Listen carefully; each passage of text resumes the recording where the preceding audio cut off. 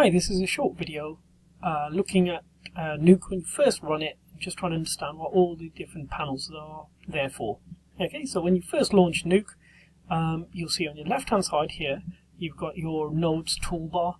So your nodes toolbar is where you obviously import your nodes from. So for example, if I've got a filter, you'll see I've got things like a blur, a glow, so on.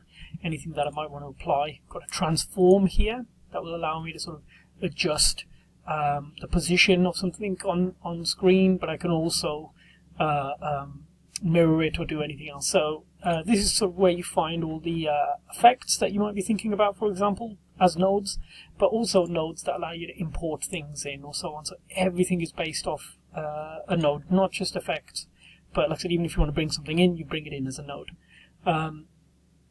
So there's our nodes toolbar. Down here we have our node graph. So as you start to add in your nodes, okay, this is where you'll sort of see them all coming together. Alongside that, you've got a curve editor. Now at the moment you'll see nothing on there because we haven't got any animation, but once you animate something, what the curve editor will do is show those points here as a curve, so you can actually adjust the animation by adjusting the curve points. And we also have a dope sheet, which looks more like a typical timeline.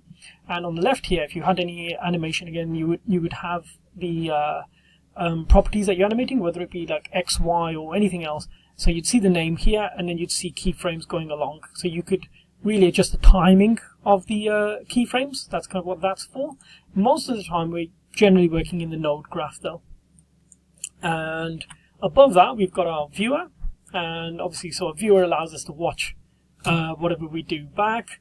So we've got our sort of play controls. We can move forward a frame and so on. We can even choose to lock a specific range. So at the moment, it's showing us all 100 frames. What you usually find when you press play is you'll see this little green bar moving along the top.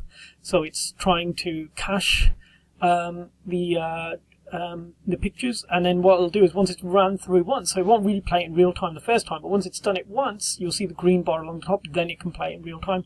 So sometimes just to sort of make that a bit easier for us, we can press that lock the range button and just select a range that we just want to play back rather than viewing the whole thing. Okay, there's a few other controls on there, but right now I'm just trying to quickly introduce all the different panels really. So you see it's got a whole range of controls running along the top as well. And then on the right here we've got our properties panel.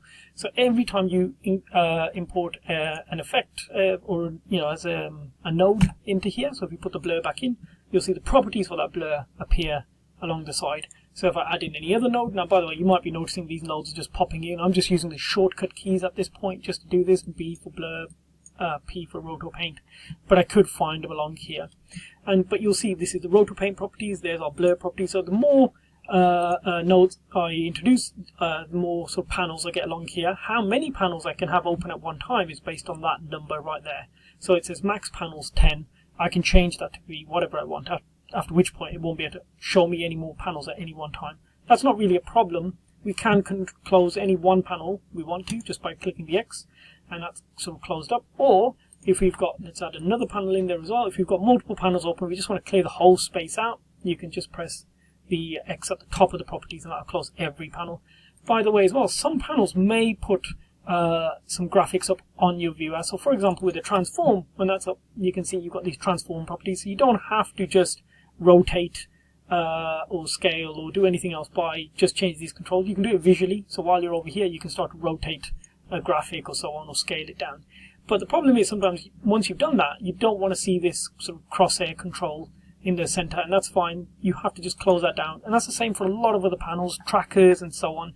If they're open in here, you'll see you may see some visual overlays on here, and to get rid of them, just close it in there. Okay, but that's basically what these 4 panels are for. Okay, so our nodes here, this is where we sort of connect everything together, which we'll look at in another video. Okay, our viewer, which shows a final representation of that. Okay, and then our properties panel, which gives us individual properties for any node that we've got open. Okay, I hope that helps.